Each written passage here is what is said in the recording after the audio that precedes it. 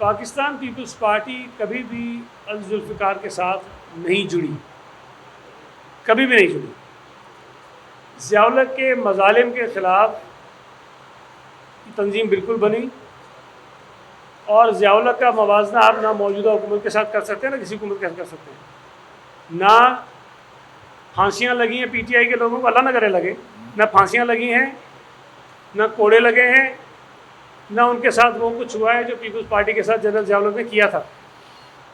اس وقت اگر ایک تنظیم بنی ان مظالم کے خلاف، تو شہید محترمہ بے نظیر بھٹو نے یا پاکستان پیپلز پارٹی نے کبھی ان اقدامات کی حمایت نہیں کی، بلکہ ضیاء الحق نے زبردستی ان ایکشنز کو پیپلز پارٹی کے ساتھ جوڑ کر پیپلز پارٹی کے خلاف جو ہے وہ مظالم کی ایک حد کر دی تھی۔ وزیر اعظم بننے کے بعد بھی جب تک اس ملک کی اسٹیبلشمنٹ اس کو پیمپر کرتی رہی، اس کے ناجائز غیر آئینی جو مطالبے تھے اس کو جب تک وہ پورے کرتے رہے، اس کے لیے اسمبلی میں کورم پورا کرتے رہے، اس کے لیے ایم این ایز کو، سینیٹرز کو کان سے پکڑ پکڑ کر اس کی خدمت پر مامور کرتے رہے، تب تک وہ اسٹیبلشمنٹ بھی ٹھیک تھی، بہت اچھی تھی۔ لیکن جس دن فوج نے یہ فیصلہ کیا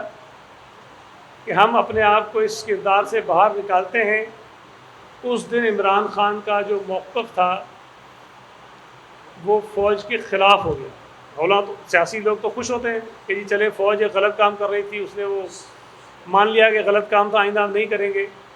لیکن جب فوج نے یہ اعتراف کیا کہ غلط کام ہم کر رہے تھے، ہم نہیں کریں گے، تو بجائے اس کو اپریشیٹ کرنے کے، ان کو سپورٹ کرنے کے، اس نے کہا کہ یہ تو کہتے ہیں ہم نیوٹرل ہو گئے، نیوٹرل تو جانور ہوتے ہیں، یہ کیسے نیوٹرل ہو سکتے ہیں۔ اس نے اس قسم کی بے شمار باتیں کہیں جو ریکارڈ کا حصہ ہیں۔ 9 مئی کا واقعہ جو گزشتہ برس ہوا وہ کسی سے ڈھکا چھپا۔ عمران خان کی گرفتاری اس ملک میں سیاسی لوگوں کی گرفتاری سے کوئی انوکھی نہیں تھی۔ ماضی میں وہ کون سا سیاسی لیڈر ہے جو گرفتار نہیں ہوا؟ کون سا سیاسی لیڈر ہے جو جیلوں میں نہیں گیا؟ کون سا سیاسی لیڈر ہے جن کو سزائیں نہیں ہوئیں؟ عمران خان کو اس وقت سزائیں بھی نہیں ہوئی تھی۔ عمران خان کو خدا نخواستہ پھانسی بھی نہیں ہوئی تھی۔ عمران خان کو خدا نخواستہ کوئی قتل بھی نہیں کیا گیا تھا، اس کو صرف گرفتار کیا گیا تھا۔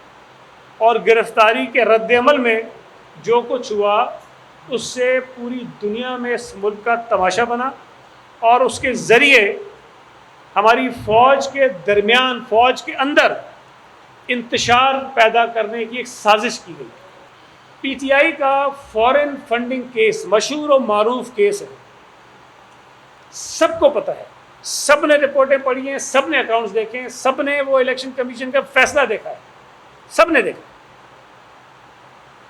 پاکستان کے قانون میں یہ لکھا ہے، قانون میں لکھا ہوا ہے کہ جو انتخابی جو سیاسی جماعتیں ہیں ان کو ڈونیشنز وہ لے سکتی ہیں، لیکن کسی غیر ملکی سے وہ ڈونیشنز نہیں لے سکتی۔ پاکستان کے قانون میں اس پہ پابندی ہے۔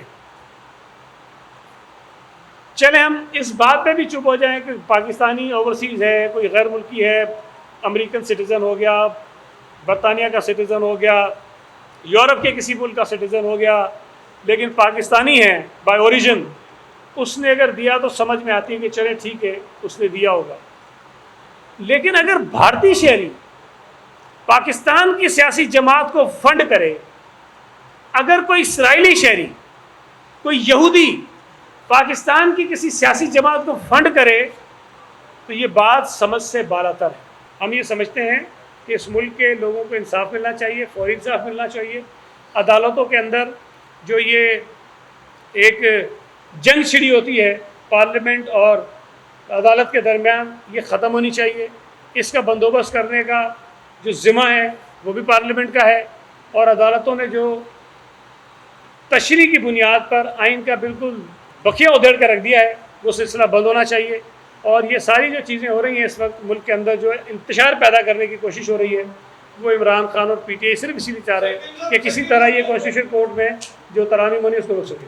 جب کسی آئینی عہدے پر کوئی شخص فائز ہوتا ہے تو آئین اس سے کچھ تقاضے بھی کرتا ہے جو کام اس سے کرنے ہوتے ہیں, اور پھر آئین اس کے اوپر کچھ پابندیاں بھی لگاتا ہے جو وہ نہیں کر سکتا. لیکن بدقسمتی سے علی احمد گنہ پور جو کچھ کر رہے ہیں وہ وزیر اعلیٰ سے زیادہ پی ٹی آئی کے کوئی کارکن کے طور پر شاید ایکٹ کر رہے ہیں. اب اگر پی ٹی آئی کے قیادت کے غلط فیصلے وہ وزارت اعلیٰ کی آڑ میں اور ان کے وسائل کو استعمال کرتے ہوئے آگے بڑھیں گے تو پھر ظاہر ہے کہ اگر صوبے میں انتشار, ملک کے اندر انتشار پیدا کرنے کی کوشش کریں گے, سول نافرمانی کی کوشش کریں گے, تو کہیں نہ کہیں آئین کے اندر کوئی پروویژنز ہیں اور وہ اسی لیے رکھے گئے ہیں کہ اگر خدا نخواستہ ایسی صورتحال پیدا ہو جائے تو ان کا استعمال ہو.